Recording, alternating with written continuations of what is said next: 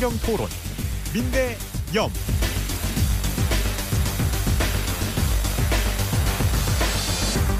성경 속 진정한 해답과 공감을 얻어내는 논리와 비논리의 티키타카 배틀토론 성경토론 민대염. 금요일마다 매주 함께하시는 민대염의 패널입니다. 차분하고 따뜻한 감성토론의 대명사 민유한 전도사님, 그리고 촌철살인 염진호 전도사님 나와 있습니다. 어서 오세요. 안녕하세요. 네, 오늘 두 분의 전도사님이 나눌 성경토론 주제 공개합니다.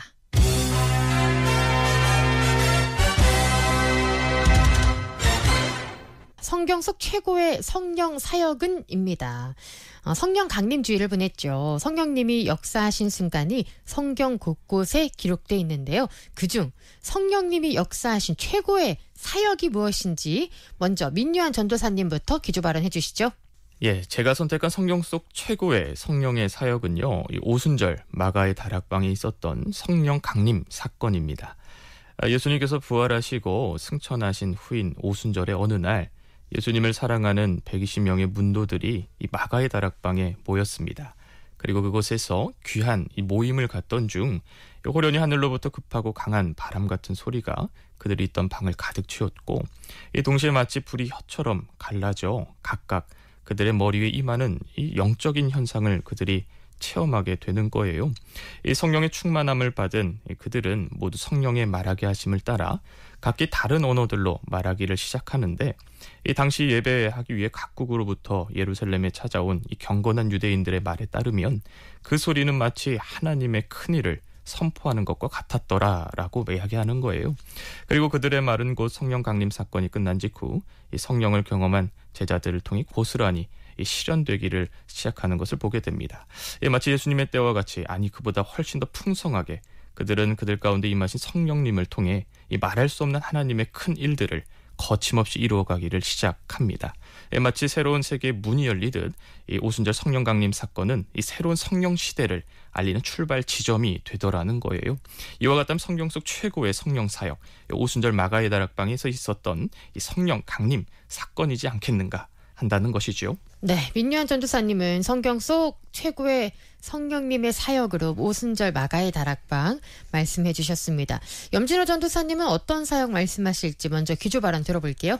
마지막에 비로소 날 웃는 그날까지 포기는 안 해, 내겐 꿈이 있잖아. 안녕하세요. 처음보다 마지막을 중요시 여기는 남자, 마지막까지 포기하지 않는 남자, 불꽃 남자 염진호 전도사입니다. 성경에 나온 인류의 역사에서 성령님 최고의 사역은 무엇일까? 저는 요한에게 인류의 마지막을 보게 해준 그 성령 체험 사건이 아닐까 싶습니다. 초대교회 전생에 의하면 사도 요한은 반모섬이라는 곳으로 유배를 가게 됩니다. 이곳에서 사도 요한은 인류 역사에 있어 단 한 번 있을 사건을 경험하게 되는데요.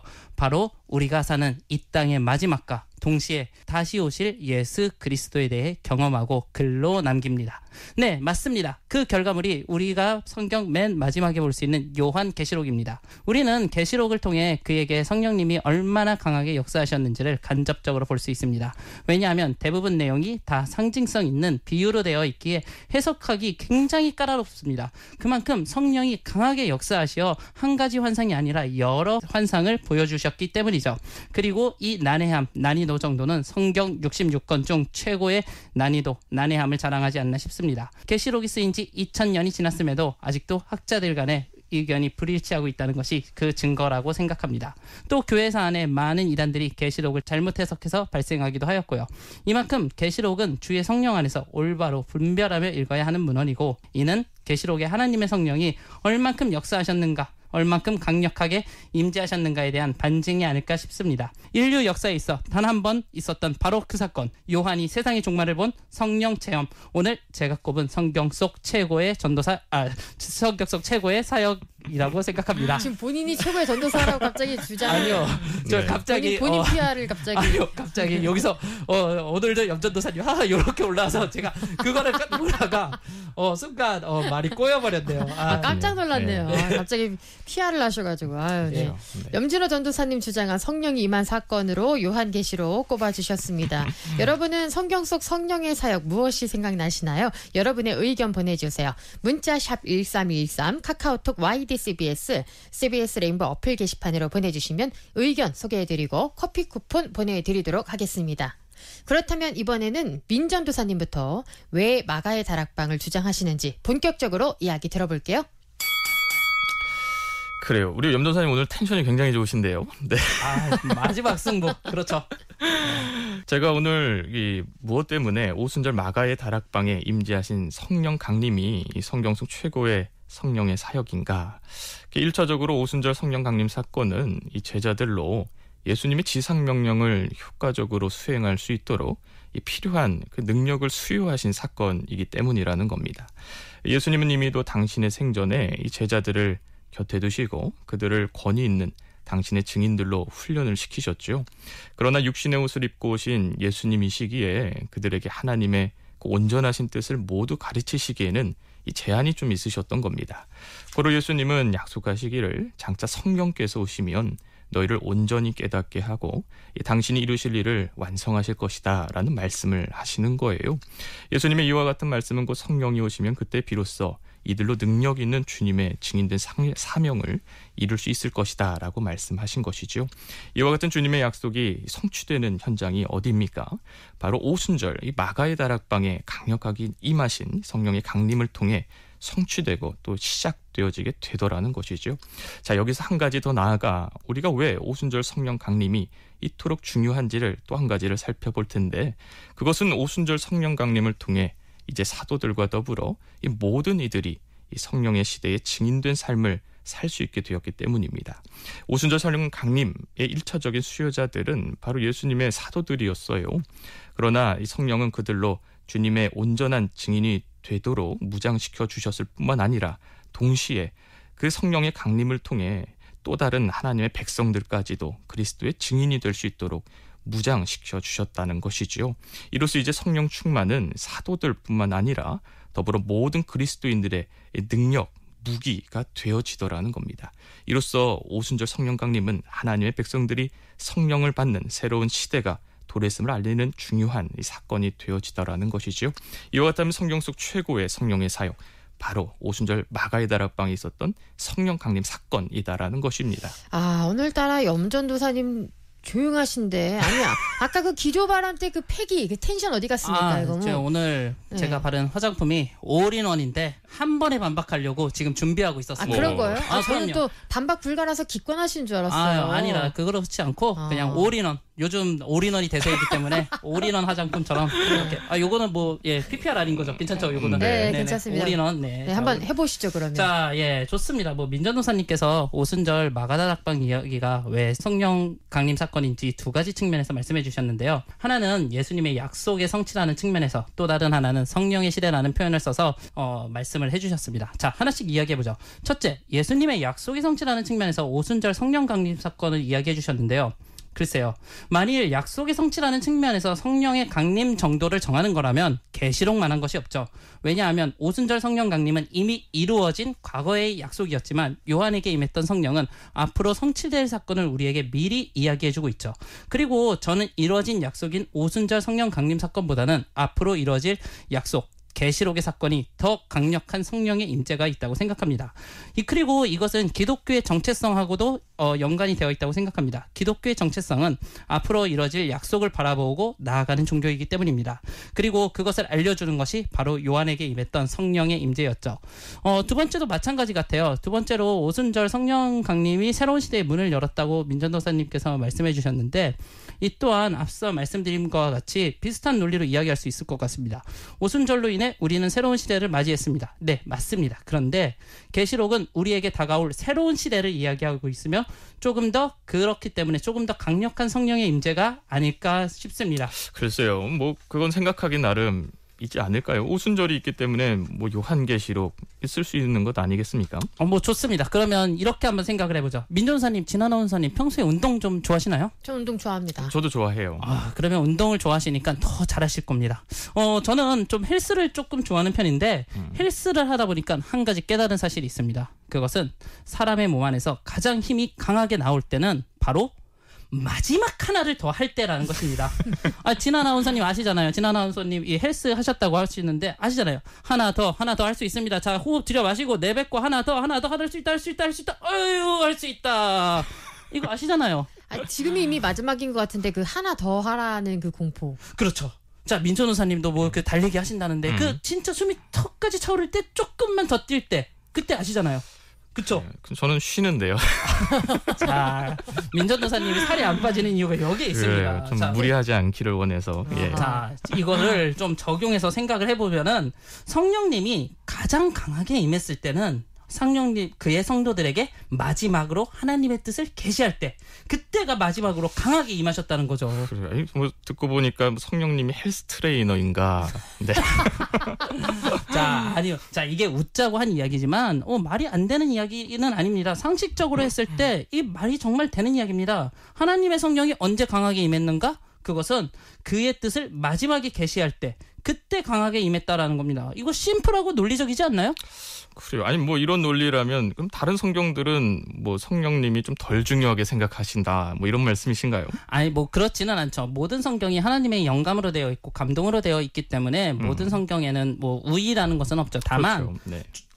다만 우리가 요한계시록이 조금 더 우리 시대 그리고 우리가 조금 더 받아들이기에는 더 강력한 임재 사건이 있지 않았을까 싶습니다. 뭐 좋습니다. 뭐 그러면 이렇게 한번 생각해 보죠. 자, 우리가 이 문제를 우리들 사이에서 토론을 하는 것이 아니라 초대교회 어른들에게 한번 여쭤보죠. 만약 그 어른들께서 이 토론을 들으시면 어느 부분에 손을 들어주실까요? 저는 100% 요한에게 임한 성령의 손을 들어주지 않을까 싶습니다. 왜냐하면 그 어른들께서는 신약의 마지막을 계시록으로 정했기 때문입니다.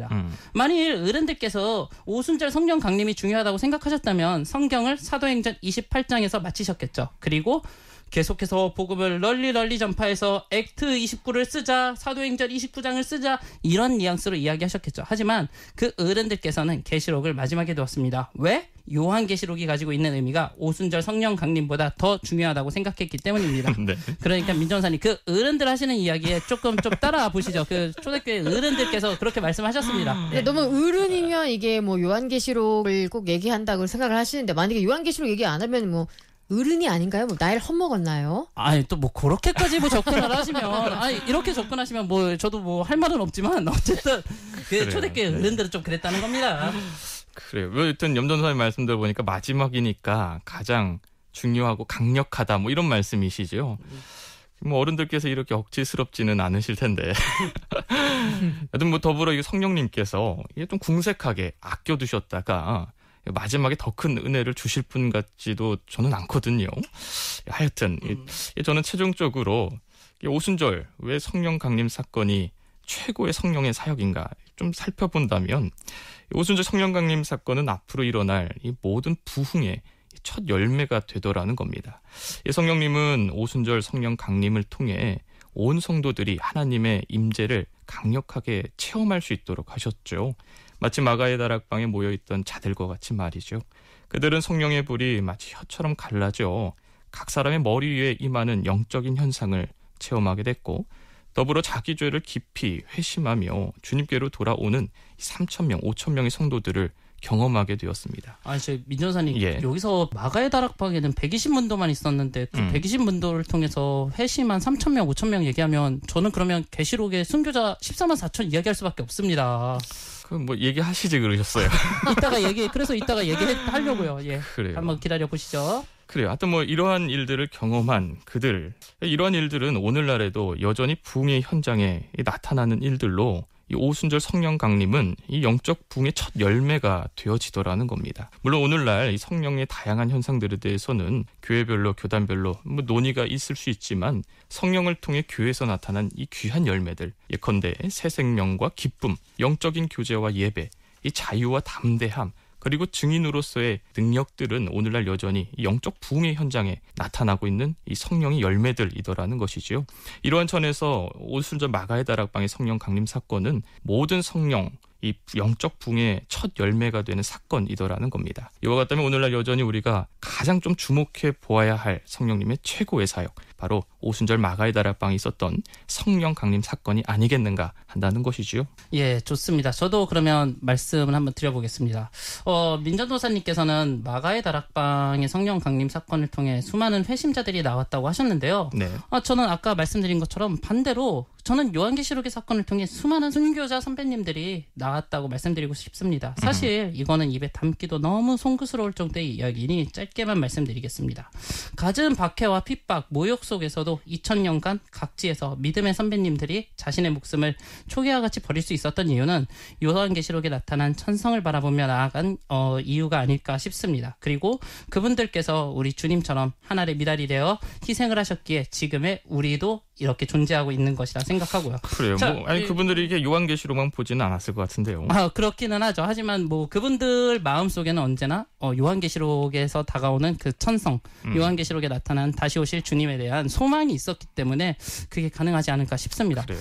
예, 좀 내용이 무거우니까 바꿔서 한번 텐션을 좀 다시 올려보겠습니다. 네. 자, 제 민조도사님 말씀처럼 백보 양보해서 오순절의 성령 강림과 요한의 성령 강림 비등비등할 수도 있다고 생각합니다. 사실은 우리가 인간이 이게 성령이 언제 어떻게 강림이 세게 했냐 안 했냐 이거를 알아차리는 건 난센스의 문제이기 때문입니다. 그런데도 저는 2022년 한국을 살아가는 사람들에게는 요한의 성령 강림이 더 깊고 강렬한 느낌을 준다고 생각합니다. 왜냐하면 이상기후, 코로나, 전쟁, 경제 침체, 취업난, 인구 문제 여러분 이거 현실판 요한계시록 아닙니까? 네. 기후 문제랑 전염병, 전쟁 이거 3년 전, 4년 전에 저희가 생각도 못했습니다. 지금이 6월인데 무슨 날씨가 8월처럼 너무나도 덥습니다.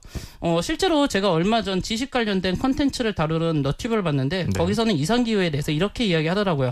이젠 종말은 종교계에서 이야기하는 것이 아니라 과학계 안에서도 이야기가 되고 있다라고 말이죠. 그래요. 갑자기 시사 프로그램인가요? 네. 자, 지금 이 정도로 우리 시대는 불안과 공포에 떨고 있다는 겁니다. 그리고 이런 때일수록 우리는 오순절에 임했던 성령 강림 사건에 대해서 묵상하고 생각하기보다는 계시록에서 주님이 주어진 약속을 묵상하며 언제 오실지 모르는 주님을 맞이할 믿음을 쌓아야 한다는 것입니다. 진 아나운서님, 만일 지구가 내일 멸망해요. 내일 예수님 와요. 그리고 지구 운석이 휙 하고서 다가오고 있어요. 그럼 진 아나운서님 마음속에 오순절이 묵상이 될까요? 아니면 계시록이 묵상이 될까요? 성경 볼 정신이 없겠죠. 일단 자, 성경보다 이제 막 기도하고 있겠죠.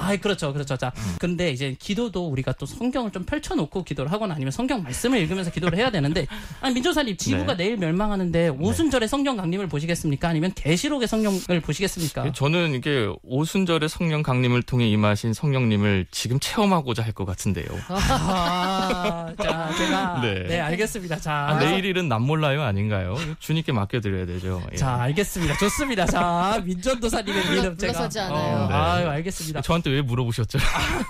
민전도사님 내일 지구가 멸망하는데 오순절을 보신다고 하니 존경스럽네요. 네. 자, 여러분들도 잘 생각해 보시기 바랍니다. 내일 지구가 멸망하는데 여러분들이 오순절 성령 강림 사건을 묵상하실지 아니면은 계시록의 성령 강림 사건을 묵상하실지는 여러분들 스스로가 더 잘 아실 거라고 생각합니다. 근데 이거 그 종말론 주장하는 그 사입이 있잖아요. 오늘 약간 좀 염전사님 의심이 되는데. 오늘 주제가 좀 어려워요, 우리 염전사님. 내일 종말한다고 자꾸 이렇게 말씀하시는데. 주는 언제 올지 모른다는 건 이건 성경에 써 있는 좋습니다. 거예요. 이거는 네. 여러분 절대 이게 틀린 말이 아니에요. 네. 물론 제가 약간 오버한 면 있습니다. 그런데 주님이 우리가 진짜 알 수 있는 건 성경에서 주님이 내일 올지 이틀 뒤에 오실지 모른다라는 것입니다. 그렇죠. 그리고 어찌되었건 간에 지금 우리는 여러 환란 가운데 살고 있지 않습니까? 사도들이 겪은 핍박을 겪는 건 아니지만 치솟는 물가가 우리를 핍박하고 있지 않습니까, 여러분? 지금 물가 상승이랑 지금 사도들의 핍박을 좀 비교하시는 거예요.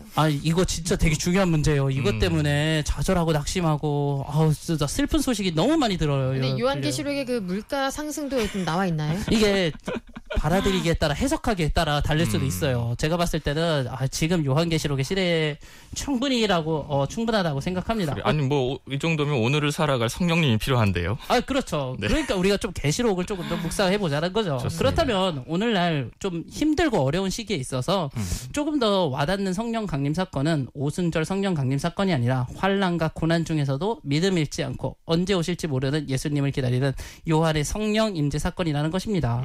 이와 같다면 오늘을 살아가는 우리에게 성경 속 최고의 사역은 요한의 성령 임재 사역이 아닌가 라고 저는 생각합니다. 네, 오늘 성경토론 민대염 성경 속 성령님이 임하신 최고의 사역은 무엇인가 토론 배틀 이어지고 있습니다. 지금 요한계시록 때 오순절 마가의 다락방을 놓고 두 분의 전도사님이 지금 이야기 나누고 있는데요. 여러분은 오순절 마가의 다락방 대 요한계시록 그 환상 어떤 성령님의 사역이 더욱 기억에 남으시나요?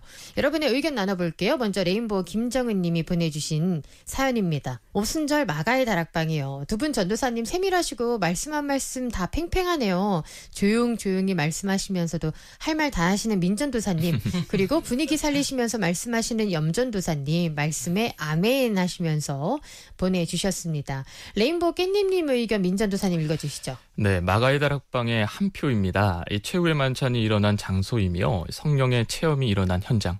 바로 이곳이지요. 해주셨습니다. 네, 레인보우 향긋한 커피 향기님 의견 염전도사님. 네, 저는 마가의 다락방이라고 해서 짧고 간결하게 보내주셨네요. 네. 그렇다면 저는 요한계시록의 사건이라고 답해드리겠습니다. 절대 굴하지 않으시고. 네.